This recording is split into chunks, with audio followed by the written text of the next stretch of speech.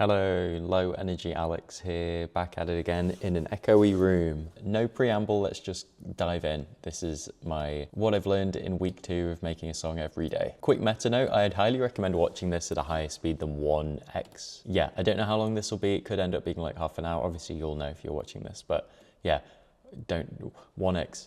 You don't deserve that. I may be long-winded, I may be I'll try not to be boring, but you know. And I highly recommend this Google Chrome extension that lets you change the speed of a YouTube video with your keyboard. Like I just tap D and it like increases the speed, and I've set up a monthly donation to this guy because this is honestly like life-changing. It's the reason I can't switch to Safari. So with that out of the way, section 1, here's a clip from every song I've made so far this week. I mean, every song that I made the week that has happened. And there's no one to guide you. It seems you've got to stumble your own way.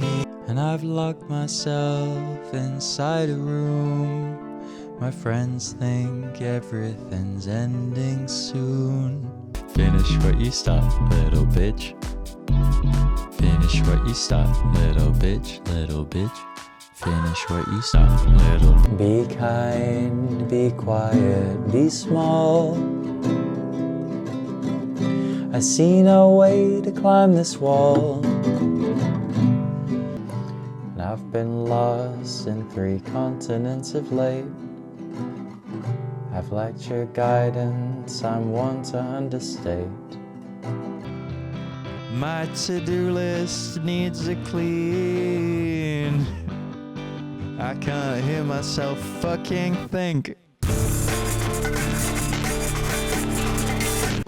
There's no rules to the game.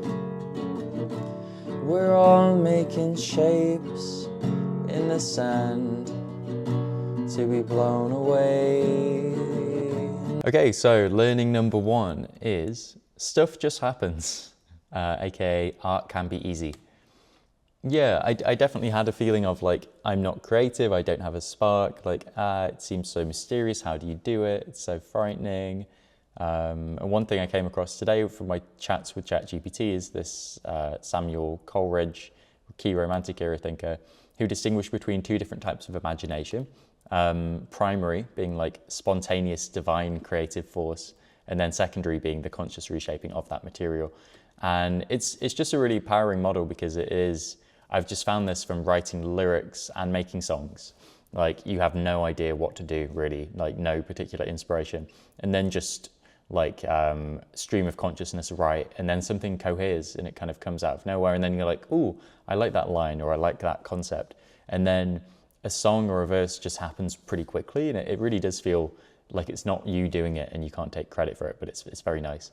And then yeah, this led to the idea of like writing comes from somewhere else. I read this essay by Louise Gluck, who's a author, and yeah, she said, and a poet. She said, in regard to making poems, there's no feeling of agency at all. Words and phrases come from nowhere. I rarely had a sense of what they meant. Yeah, this feels very empowering and cool. It's like, you don't need to worry. And I forget, it might have been Aristotle. It was one of the 3 like ancient Greek philosophers, one of those big 3, were like, creativity and metaphor are like, that's like the key human characteristic. I'm kind of paraphrasing, but basically just the idea that this is so natural to humans and anyone can do it, rather than, yeah, I think it's very natural to worry that you don't have the spark, but like we all have brains that simulate meaning from reality, and just, you know, it's so normal. It's so like non-special. So just, yeah, the emergent nature of creativity feels less like an act of will and more like uncovering or channeling. The Artist's Way talks about this a lot as well. I highly recommend that book to anyone who's watching this. So some relevant quotes from that. Yeah, I learned to get out of the way and let that creative force work through me. I learned to just show up at the page and write down what I heard. Writing became more like dropping. Yeah, so true. It's just like, it just happens. We're more the instrument than the author. It's a spiritual practice. Yeah, good stuff. It's like death of the author stuff I was talking about last week. I won't read that, but there you go. But when I say stuff just happens, the one caveat, I think the only caveat is just, you just need to show up. I'm sure Stephen King talks about this in his book about writing books, of like, you just have to sit down at your desk every day, even when there's no inspiration. Like, that's kind of the point. You don't need inspiration. You just need to like begin and stuff will emerge. So it's very empowering. But yeah, this daily challenge is super, super useful for it. And often, you know, I've made songs that are just about how I can't be bothered today, but it's still something new, and they normally have at least one element that I'm pleased with in retrospect. So yeah, it's just showing up. So yeah, that's point one. Stuff just happens. It's not a big deal. Art doesn't need to be a big deal. Learning two, spiral progress, aka life as gradient descent. I've been thinking about this a lot this week, but just in general. Is this quote: writing is like driving at night in the fog. You can only see as far as your headlights, but you can make the whole trip that way. And that's an author talking about writing a book. So one analogy that matches this is gradient descent, which is a machine learning thing where it's like a kind of function that is trying to get as low as possible in this space. So it takes one step and then like evaluates if that was an improvement, like if it's got closer to low down, and then it takes another step. So you could think of yourself doing the same thing. Like at the start, you're like far away from the ideal, like you're very far away from the kind of art that you'd be able to make, like would ideally be able to make. Like, you know that your stuff's terrible, and it's kind of overwhelming and discouraging because you're like, I know I'm bad, this kind of sucks. So yeah, this person's like, the fog is too thick. How will I descend from this hill? Because you can't see the path as well.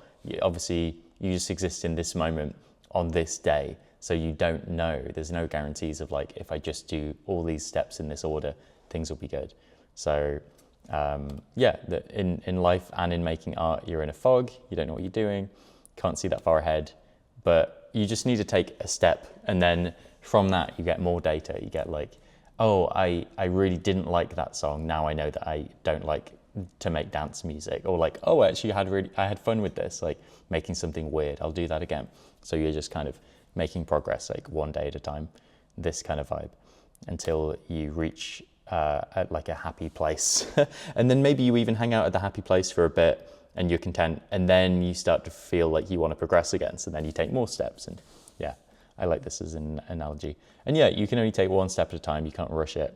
You don't know where you're going. So I think this is why doing stuff daily is so powerful. It's just like, it keeps you kind of tracking along. And thank you to Alan Wise, who I stole this diagram from. So there's two other ideas that I like in gradient descent. This already feels kind of rambly and weird, but basically one of them is learning rate. So in the algorithm, you can either have the thing take a tiny, tiny step each iteration, or a really big step. And I think using this as an analogy for life, I have had a very big like learning rate. Like I'll pivot in very big increments. Like, oh shit, I just realized actually I don't like this thing. I'm going to do something completely different. I'm going to like move country, and that's kind of mad, and can get you somewhere, but it's like costly and kind of inefficient. Or you could be really conservative and really scared of change and resistant to it, and you're just taking these tiny, tiny steps, and that's also bad. So in machine learning, you want like a nice kind of middle ground. And yeah, that feels the same just with making stuff as well. You could, I had a thing of like, oh, I've tried making an earnest song or a few earnest songs and I'm bad at it. So I guess I'll never make earnest songs again. I'm just going to jump all the way across. And then realizing, oh, that was actually really drastic, and I could have, done a more chill thing. So I like learning rate. And there's also the idea of local minima too, which is a problem with gradient descent, is you can end up somewhere that you think is good. This feels more like a life thing than a creating art thing. But basically the idea is that the algorithm can get stuck here, and then it can't find a way to get any lower, because everywhere it would move makes it worse. So it's like, oh shit. So the answer here, or one of the answers, is to inject randomness into the algorithm. So I feel like that could be traveling, or like consuming other art or something that can kind of shake you out of a local minima. I'm not explaining this particularly well. I also can't be bothered to explain it better, so I'll just leave that there.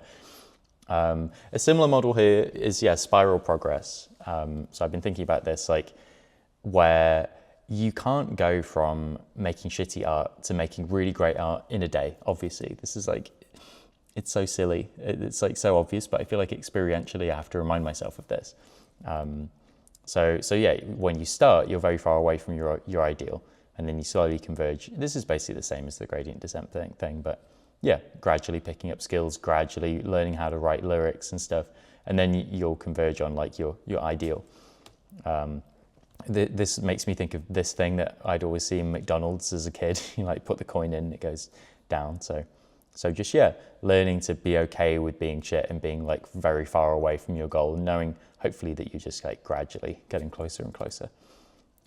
One example here is Ben Howard is one of my favorite artists, and his debut is really good, but it reads a lot less poetic and a lot more like literal on the nose than his newer stuff, which is, yeah, much more poetic and interesting. So like, you know, this wasn't him right at the beginning. This is him like multiple years in. He's got this is from his best-selling debut, so obviously he's already like fucking great. So it's probably more like Hero on the Spiral, but very straightforward lyrics.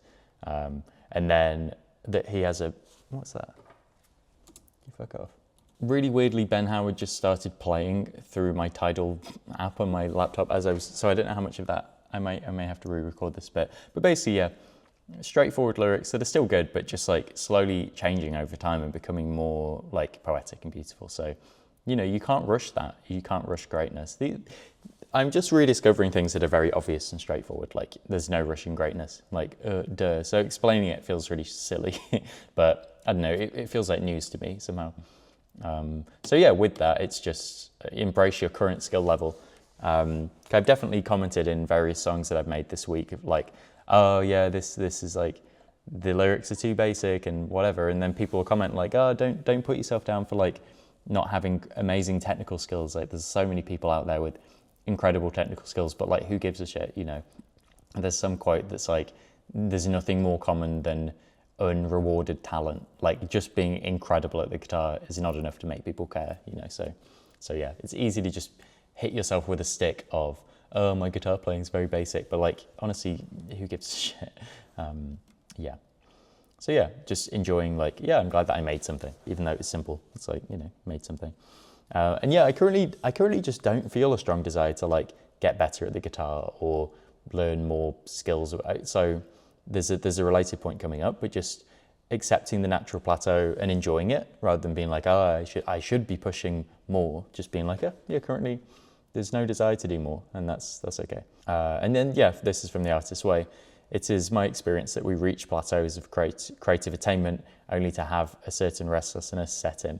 So it's like, yeah, after a while, you'll probably be ready and intrinsically motivated to improve. So there's no rushing it. It'll just like come about. Because yeah, my kind of old style of being would have been like, I will make a big list of all the things to learn, and every day in the next song, I will like add a new technique, like I'll EQ more or I'll whatever. But then you're just like locked into this external system and you're like a slave to this thing you've created rather than like trusting what you actually want to do today. You're like, you've externalized it.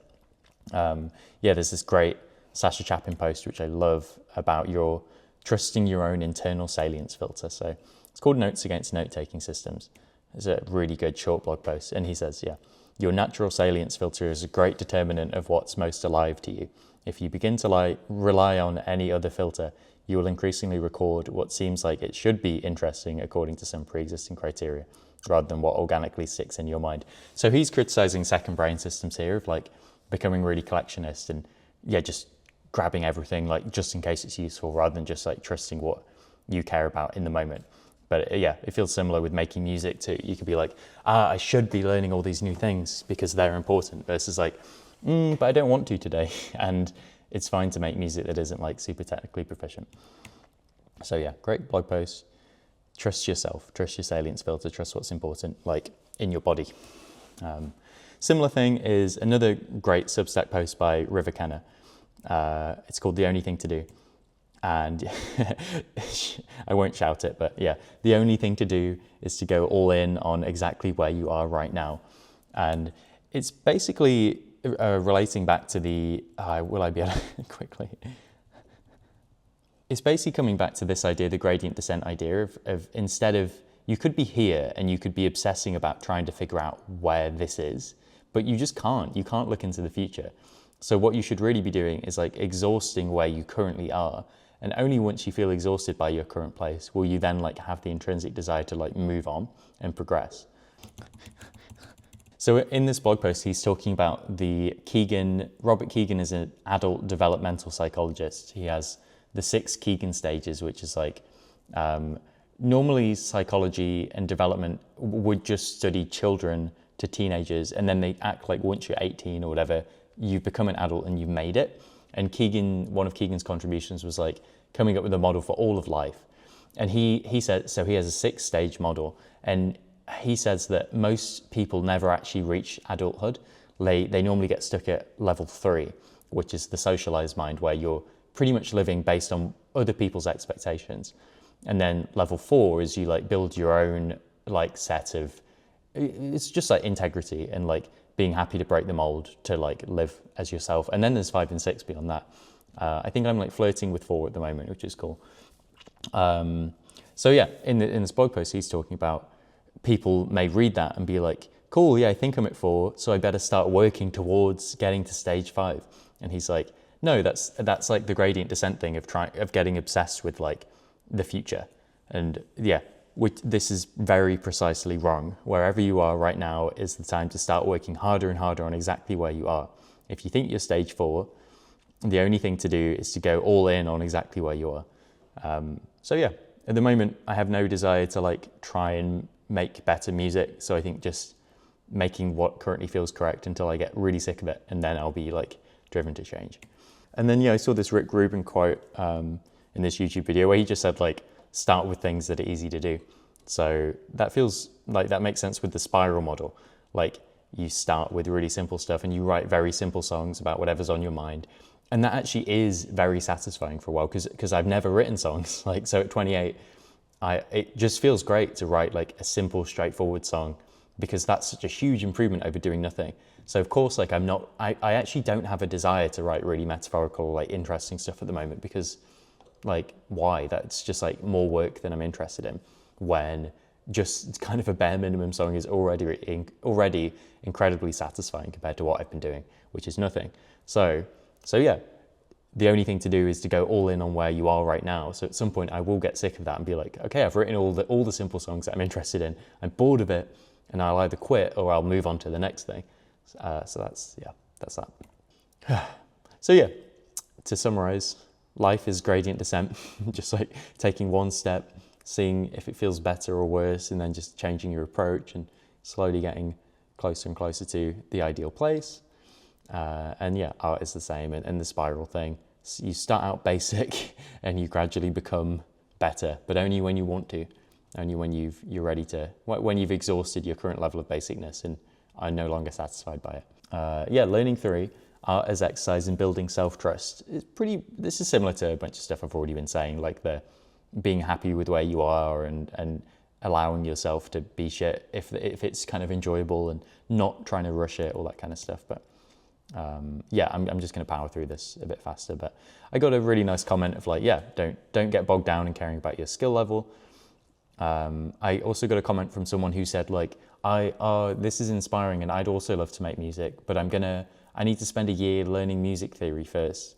And it's such a common failure mode of like, I need to prepare a lot. I had years of this, of like this false belief that you need to prepare, and at some point you will have prepared enough and then you can begin. Whereas I think you could make a song today. It could be terrible, but you'll learn, and you'll learn a lot more than if you, for music theory, I think you really don't need to know anything. The only music theory I know that I find useful is like, I know what keys are vaguely. So I understand that only certain notes will work if you're playing in a certain key. I know about Nashville numbers, which is just like, there's 6 or kind of 7 chords in a key, and like 1, 4, 5 is like a common progression that sounds good.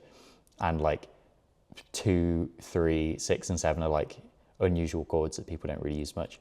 But it doesn't even matter, because this is the thing, like there's beautiful, incredible music, like True Love Will Find You in the End and Clay Pigeons that are so simple. And you can really, like, I can tell that We Are Gonna Be Friends by the White Stripes too. That's also another song that just uses C, G, and D. Like, you don't need music theory because there's just so much simple music, which is really great. It's like, yeah, so you don't need lots of skill. You just don't, it's fine. And yeah, I have a natural inclination as like an Enneagram 3, like it's like a personality typing thing. I like love working, and I think it's like the achiever is the name of type 3. And I think a failure mode of that is I feel like I have to work loads. So I talked about it last week, but learning that just doing an hour a day is fine and like can lead to a nice little song. And it's like not a big deal. I think a useful thing to think about too is just self-acceptance and self-judgment. I just thought of these as like prompts for assessing your growth here, because I think one thing I'm good at is I can watch like yesterday's song that I made. I can rewatch that video and like be like, yeah, awesome, this is good, like good for me. Whereas I think a lot of people would, hate hearing the sound of their own voice, or like would hate to see themselves in a video. So that feels important. And I think actually making a song every day is a really useful playground for that, or like getting the reps in. It's like the gym. It's like self-acceptance gym. Like, can you write a sincere song and like celebrate it, and then the next day do the same thing, that kind of thing.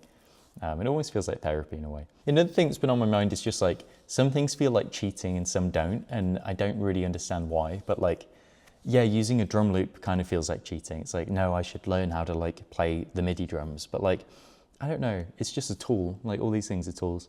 For my AI Doom song, I didn't play chords because I can't really. I just like used the pads, and that also kind of felt like cheating, but it's still just like, if you're making something new with it, then it doesn't matter.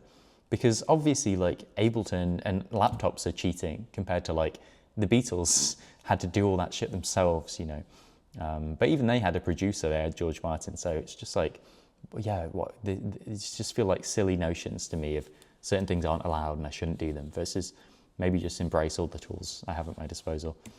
I think that's the end. So I like this. I just saw this on Twitter. You've got to be cringe to make progress. You gotta learn to just make shit. So yeah, I like that. And I was gonna have a section, but I figured this is probably too long already, and I kind of can't be bothered.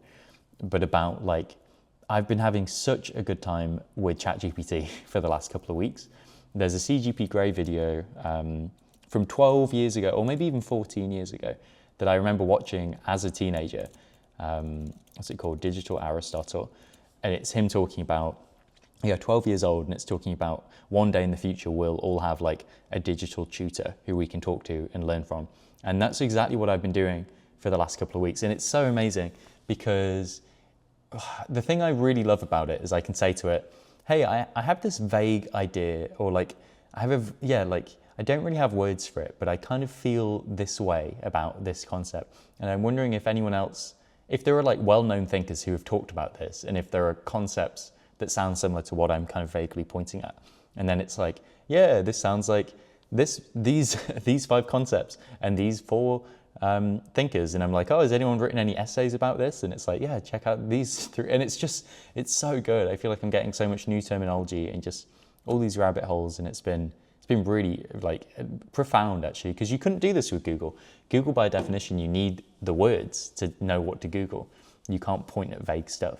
So I know people are skeptical of AI for a lot of reasons, and also like, oh, it just spits out random shit, like you shouldn't learn from it because it's dumb. But I'm not doing super esoteric stuff. I'm just like, yeah, that was actually an example. It's like, teach me about the esoteric, what does it mean? And then, it's so good. It's been amazing. So that's been great. That is the end. Yeah. Apologies for the format. This feels like messy, poorly done. But it's the same thing with like the spiral progress, with checking in with what you actually want to be doing, checking in with your energy level. Like I don't have the desire to make a really elaborate video explaining this better. Pendulation. So that's a term that I didn't explain. So that's kind of like, you start here and then, okay, no, I can't be bothered. You get the picture. If you've watched this far, thanks a lot. I'll see you later today for the song, and yeah, bye. Ah, no.